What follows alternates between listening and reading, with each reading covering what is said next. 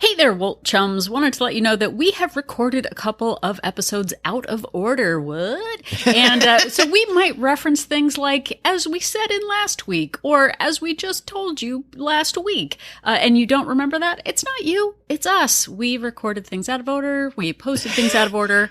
It's not you, it's me. We're wacky that way. So please enjoy whatever you're about to hear.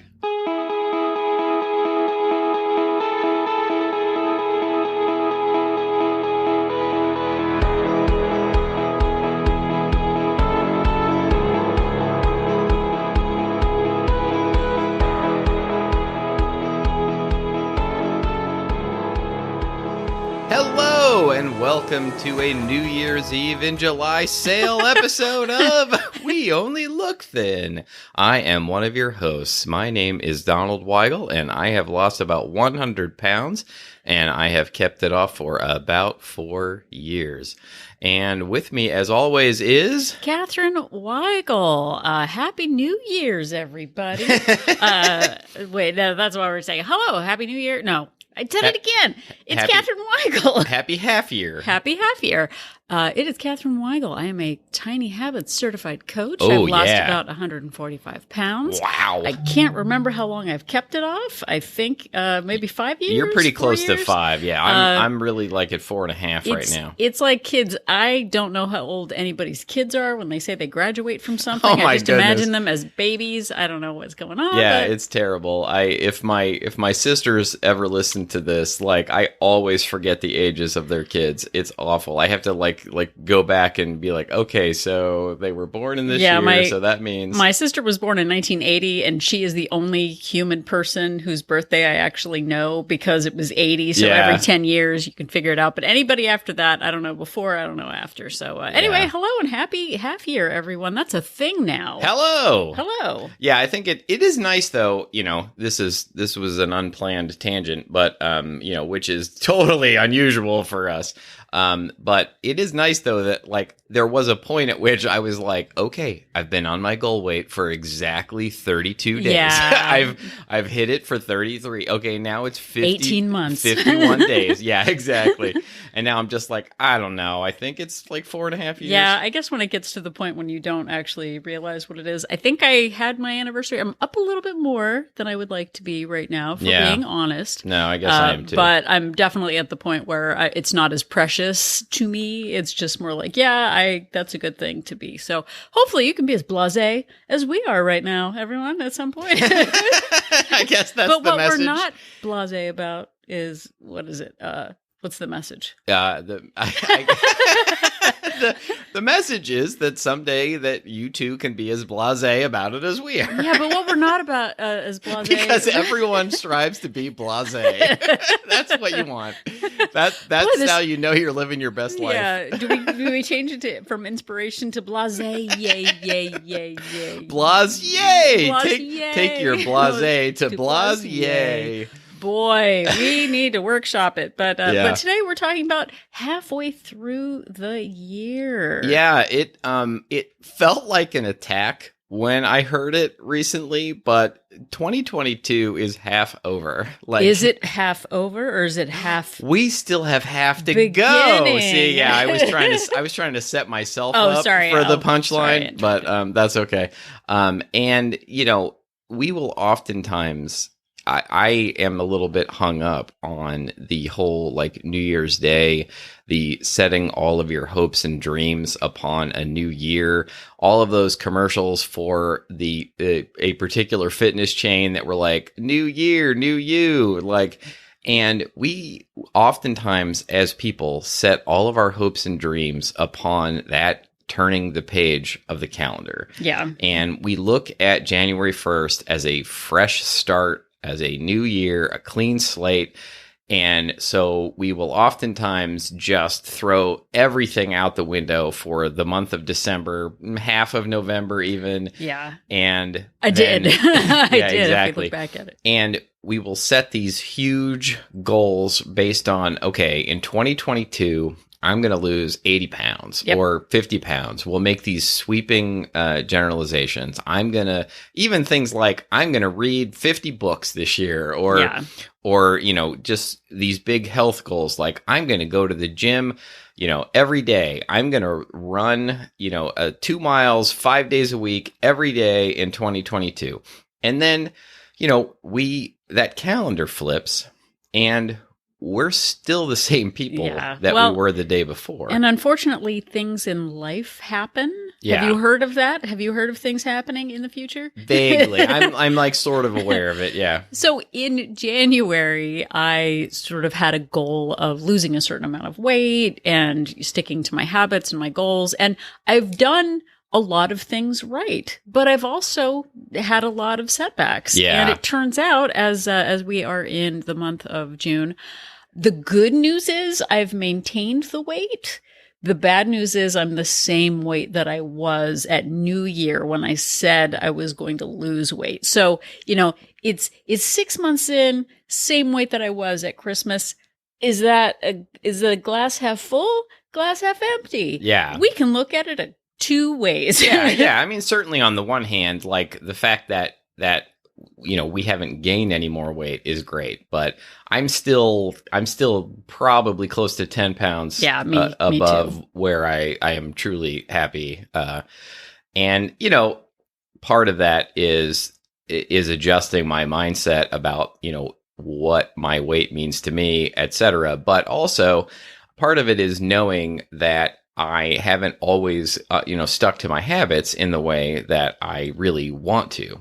Well, and when we put habits in place or we say we're going to do certain things, it's based on certain parameters and things that we're going through in life. And the end of the school year for our daughter was something I could not predict in terms of how stressful it was for me as a sophomore, let alone her as a sophomore. And I did super great up until about Easter. And then, you know, Easter candy remains Easter candy. We've talked about that only on Easter. But then the end of the school year was really difficult as a family. And then, so my habits kind of fell apart there at the end of the school year. Yeah. And then in June, we've talked about it before, Donald Weigel got COVID. Yeah, and I am still having some lingering effects from it now. I don't know if you can hear it in my voice necessarily, but I still am, you know, weeks later, not 100% recovered. And you know, I had to hibernate essentially in our bedroom for a couple of weeks. And I think it was almost worse on Catherine than it was on me. Like look, I'm just going to pat myself on the back on a microphone. I was very proud of myself. I dropped my calories, you know, 250, 300 a day, my calorie goal, because I was getting no movement at all. And, you know, I don't know if eating less is the best idea when you're sick, but from a medical standpoint, but I knew I didn't want to, over that couple of week period that I was in bed, I knew I didn't want to, you know, add any pounds. So I adjusted pretty well, but I think it was pretty stressful on Catherine. Yeah, it was stressful on me. And I don't want to make it about me versus Donald, but I do well with consistency. I do well, like when Donald's on track, it's easy for me to be on track, but it was difficult for me in the first 2 weeks of June. And I'm still kind of stumbling through that. We're recording this. I think it's still June, right? Yeah. But we can get discouraged by the number on the scale. I got on the scale this morning, and again, I'm basically exactly the same weight that I was at Christmas. And if you are listening to this, which I'm assuming you are, if you're hearing this, sorry. If you're a human listening to a podcast, then I assume you're listening to this podcast. So in listening to this, it's already July. And if you are not happy with the results that you've gotten this year, maybe things haven't gone as planned, maybe you asked too much of yourself, it can be really discouraging to be at the same weight that you were in December, or maybe even up on the scale. Yeah. And I think that, you know, going back to my new year, new you spiel at the beginning of the episode, I think that, you know, oftentimes what I would do, and I think a lot of people do, is they'll go into the new year and maybe they will make some broad sweeping changes, and maybe those sweeping changes will last for a few months or a few weeks or a few days. And then, life comes up, life happens, and you get off track. And then suddenly you're like, well, I've blown it. There's always next year. Yep. Well, you know what? 2023 is my year. And maybe here in July that you're already thinking to yourself, well, okay, I don't have any sort of milestone in front of me to look forward to until the calendar changes again over to 2023. So I'm going to, do what I'm doing right now. And then next year will be my year. That'll be the year that I get it together. Well, and for me too, my birthday is coming up and it's easy to go like, well, I'm not going to lose that 22 pounds in 2022 by my birthday that I wanted to, which we've already talked about. Don't set a milestone. Yeah. But it can be like, well, this isn't the year for me. It's going to have to be next year. Or the summer is too crazy. I'll wait till fall. And then the fall is too crazy. So I'll wait until next year. But we're asking you, and I can't remember if we actually asked this, are you considering 2022 as half full or half empty? Yeah, and really when you look at it, January 1st is only important because we as a society have decided it's important. Like we could really start the year, I don't want to go too deep down a philosophical rabbit hole, but the year could start any day. Like it's just that we as a society for hundreds of years, thousands of years, have decided that, it starts on January 1st. And really that is only important because we've decided it's important. But what if you decided that July 1st was important? Or what if you decided that any day was a good day to get started? And rather than looking at it like, well, the year's half over, I may as well just wait till next year. Your year, you still have half of your year left in which to make the changes that you're looking for. Well, and two, I think originally this idea came up with thinking about the fiscal year, which I know a lot of times like banks start in July or certain businesses, it's like, well, the fiscal year numbers are blah, blah, blah. They don't actually go to January. So this is your fiscal. I'm trying to think of anything that rhymes with fiscal. Nothing rhymes with fiscal. No, you cannot make a rhyme out of the word fiscal. And please don't try. Please email us at So what we're asking you to do is not make a sweeping giant like, oh, well, that's a great idea, Catherine and Donald. What if I did start my, in air quotes, my healthy fiscal year today? We're saying don't just say I need to lose 50 pounds or whatever it is. Maybe actually break that down into bite-sized plans and try and add things to your life one at a time. Ask yourself, what is something that I can do right now that I can actually get myself to do moving forward? So I follow an Instagram called My Self-Love Supply, and they had a quote that I would like to share with you today. So here it goes. Okay, so what if instead of thinking about solving your whole life, you just keep thinking about adding additional good things? One at a time, just let your pile of good things grow. So that's sort of what we want to focus on for the rest of this episode. Instead of thinking about the end result that you want or the things that you need to quit doing, which I think we definitely do. Too many carbs, too much sitting, too much whatever. Yeah, for sure. What if we start thinking about things that we want to add to our lives instead of things that we feel like we're obligated to subtract? And part of this is that I used to always go into these situations. I would come to these, crossroads in my life and I would be like, I have to make a big change. And I would always get super sad and it would feel super depressing. Yeah. And because my idea of making big changes was that I had to, invoke austerity measures in my life. I would have to give up all of the things, all of the foods typically that brought me joy.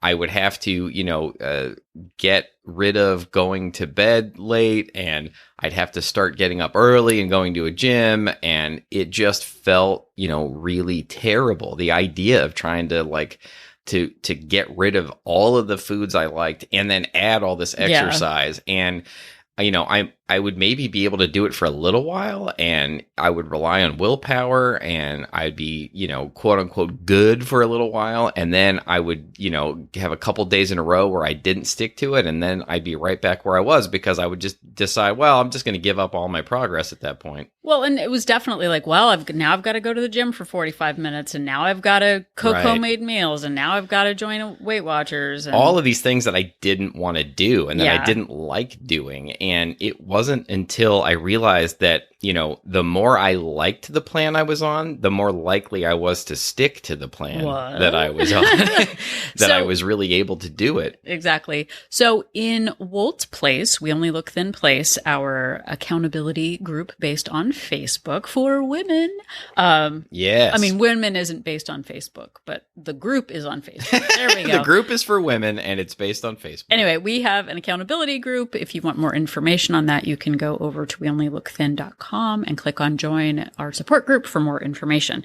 But I ask morning and evening questions each day, and kind of sometimes they're fun, sometimes they're more serious. But this question that I asked was about adding things to your life instead of subtracting. So I said, we often think of less or fewer when working on our health. Fewer treats, less fun, fewer carbs. But instead of thinking that way, what do you want more of in your life? So I'm asking you this on this very podcast as well. What do you want more of? Have you thought about how to get it? So let's think about ways that we can add things to our lives instead of taking away. So instead of, I should watch less TV, what about, I want more sunset walks? Instead of, I need to drink less soda, think of, hey, I'd love to drink more water.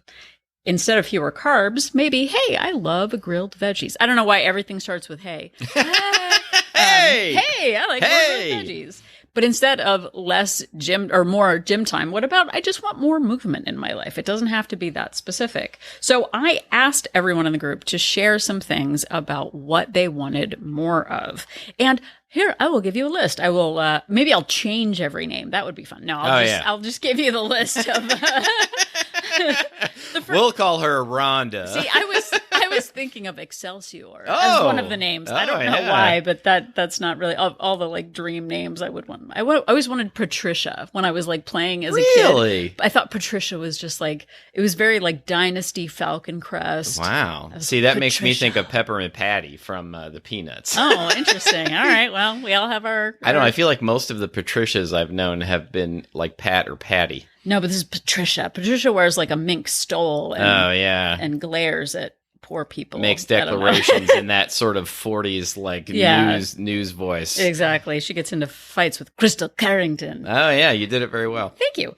So generally speaking, I'm not going to say Patricia or Excelsior, which for some reason is a name. That would be a good name for a butler, I guess. Yeah. I don't know. So here are some things that they wanted. So they wanted more walks, more water, hugs, salads, self-love, peace, time for prayer, home-cooked meals, bike rides, rest, recovery, silence. I like this one a lot. Creative enjoyment in the kitchen. That was one of my favorites. More walks with my pup, more time with God. What?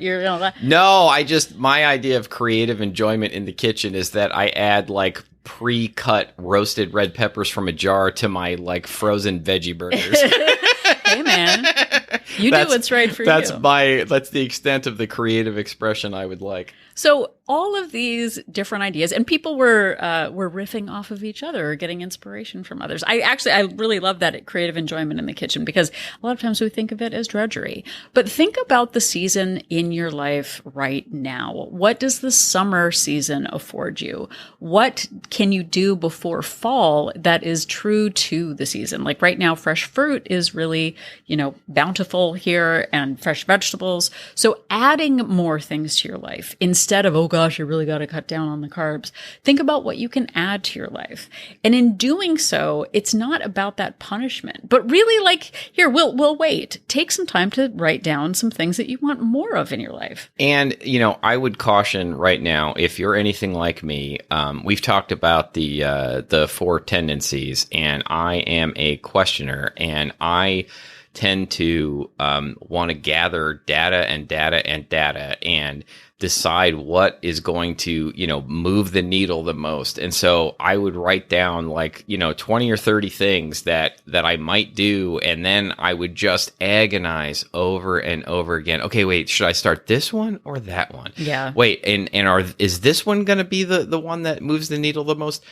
And just choose something taking a page out of Mr. BJ Fogg's book, Tiny Habits, figure out something you can get yourself to do right now, something that you don't hate. Like maybe, you say to yourself, well, I want a little more sunshine in my life. So maybe you can get yourself to do a 5-minute walk every day. Maybe you say to yourself, I'm going to add some seasonal fruit to every lunch, or maybe just one lunch a week. What if you added a 5-second plank to your day? What if you went to bed 10 minutes earlier? Oh yeah, I could get myself to go to bed 10 minutes earlier. But it doesn't count unless I do 60 minutes, Donald. And what if you're I can't track every meal, but what if I just tracked one meal a day? And then you add to that. You do that for a little while until it becomes easy and routine, and you add something to it. And you say to yourself, well, instead of penalizing myself and doing all of these things that I hate and taking away all of these things that I enjoy, what if you just slowly add something that you feel like you can get yourself to do? And then you figure out I actually like doing this. I like taking a 10-minute walk. Maybe I'll make it a 20-minute walk. Yeah. Oh, maybe it's a 30. And that's kind of what Catherine and I ended up doing, even when we didn't have the framework of BJ Fogg and Tiny Habits or a lot of these things that we discovered kind of after we were already doing it.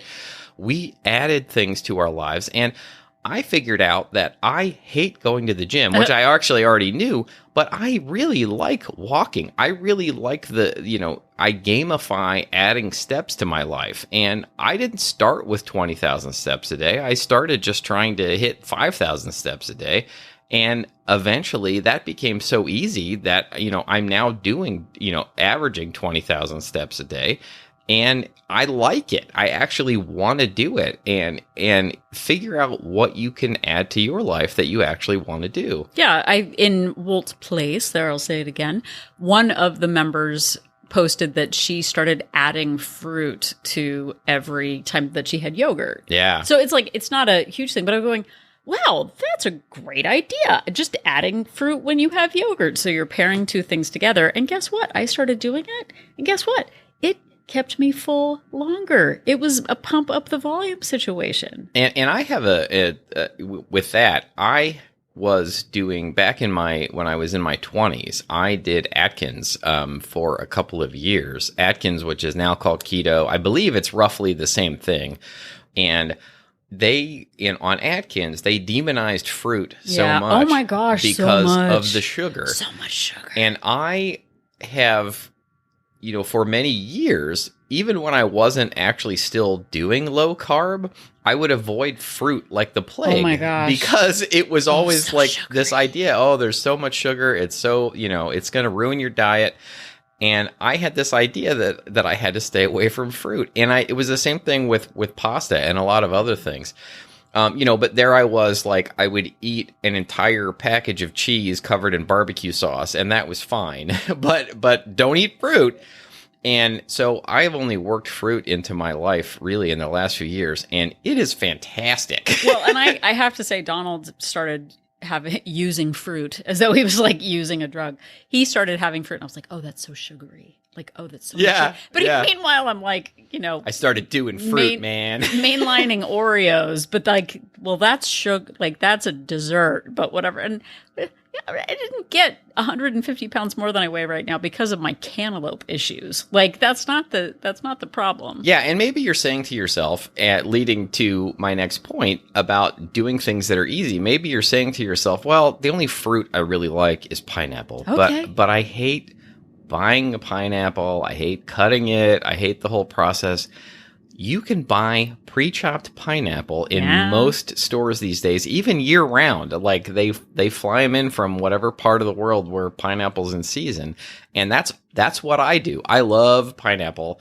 I eat it almost every day, and I don't have to do any work except open the little container and weigh it out. And I try and stick to fruits that are really easy. I buy, because I'm 7 years old, I buy the pre-chopped apples in a bag because I like apple slices. I don't like all of that work of eating a whole apple. But jokes aside, like that's an actual thing. You know, the easier you can make it for yourself. It removes the barrier for me to add the fruit to my life. I buy lots of berries that are really, you know, it's funny. I kind of don't buy a lot of strawberries because that involves washing and cutting the little tops off. But I will buy like blackberries and raspberries because all I have to do is rinse them and eat them.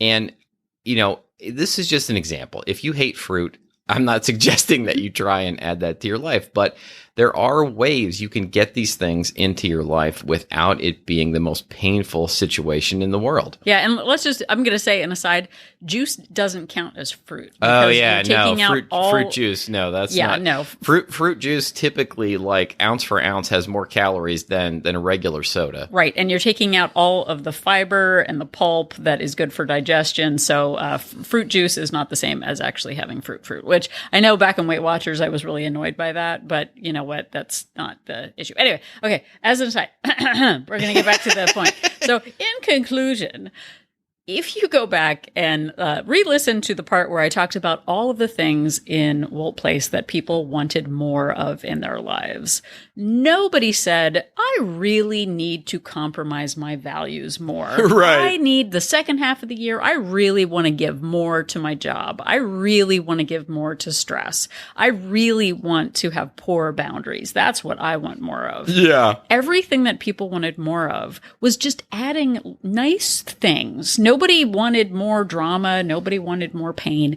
Everybody just posted about ways that they could make their lives richer, whether it was with hugs or laughter or prayer or salads. Whatever it is, it's just more of who you authentically want to be and what makes you feel good. So instead of thinking about the failures of the last 6 or 7 months, or, you know, using it as proof that you're just not good enough, it's never going to work for you, think about a couple of things that you can add more of in your life, because every little bit matters. And that joke about half full or half empty, people can be snarky about it, like, oh, well, it's full of half a mud. Like, whatever it is, there's always these that like, old snarky... chestnut. It's full of half a mud. No, people were like, oh, well, I hope it's full of cocktail. Like, whatever. But you actually have the opportunity to add things to the rest of the year to make it a good year. Now, look, I don't know if I'm going to lose weight the rest of the year, but what I can do is focus on adding things that make me feel good and make me feel like I'm more like myself and less like I'm compromising myself. And I think that you can do the same. So that is what I have to say. You're usually the one who finishes off the show, so I got very confused there. Thank you so much for listening. We really appreciate it. And, you know, take this opportunity to take advantage of this New Year's Eve sale in July and pretend that tomorrow is January 1st. Only do it better this time. That's to sum it up.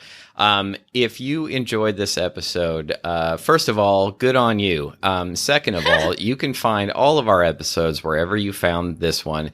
They're available at all of the major podcast places. Also, at our website, anytime, 24/7 at weonlylookthin.com. Yep, and that's the thing. If there are sometimes when a podcast app doesn't show our podcast, if it's not there, just go to our website and check, because we haven't missed an episode in 4 years, and we record a few episodes ahead of time. So we're always going to know if a podcast isn't there. So if it isn't there, go to our website. Yeah, we've put out an episode on basically Sunday night every week for 4.5 years. So if it's not there, then it's on the website. Yep, and if you are at our website, you can also click on the link for Join Our Support Group and find out more about Wolt Place. We Only Look Thin Place is a weight loss accountability group based on Facebook for women. It is not a weight loss plan, but it is a place for accountability, fellowship,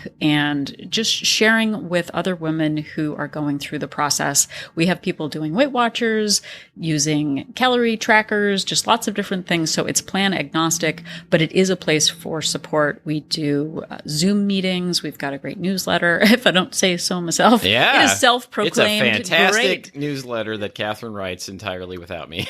All I do is proofread it. Yeah. But it's a great place for support. We've got 2 subscription options, a monthly option with a 3-day complimentary trial and a 7-day complimentary trial with a 3-month subscription. And, I'm going to go a little bit off script here.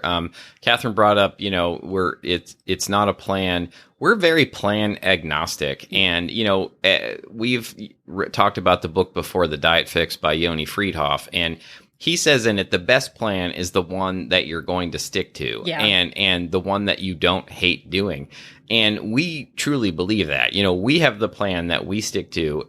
But even though Catherine and I both fundamentally count calories and exercise, we don't do it the same way. Like, we don't feel like there's any hard and fast rules to this. It's, if it's working for you and if you don't hate it, that's the plan for you. Yeah. So, moving on, if you would like to interact with us in other ways, you can find us on social media, Facebook, Instagram, and Twitter at We Only Look Thin. And you can also email us to weonlylookthin@gmail.com. We enjoy episode suggestions. We have turned plenty of listener emails into episodes. We also will answer your questions. And once again, that is weonlylookthin@gmail.com. Yep. And if you would like to do us a favor and head over to Apple Podcast and leave us a rating and a review, that would be amazing. Not only does it help others find our podcast when they're looking for inspirational podcasts. I don't know if you go like inspirational, funny, snarky podcast looking for. I've never actually just searched for inspirational. I bet they're probably religious based. I think they're much more that kind of thing. But it boosts us in search results when people are looking for podcasts. So it really helps if you could do that, and it also makes us feel good. And if you could just tell somebody about the show, one of the best ways in which the show grows is you post about it on your social media group, or you just say, hey, you know what, I know a good podcast that you might enjoy when you're talking to friends and family. That really helps us out, and we definitely are grateful for it.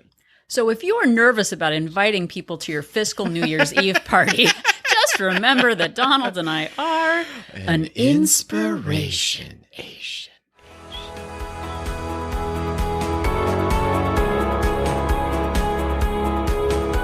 The information that you hear on this podcast is for informational purposes only. The hosts are not medical professionals. You should always consult with your doctor, nurse, or other certified health professional before beginning any diet or fitness program.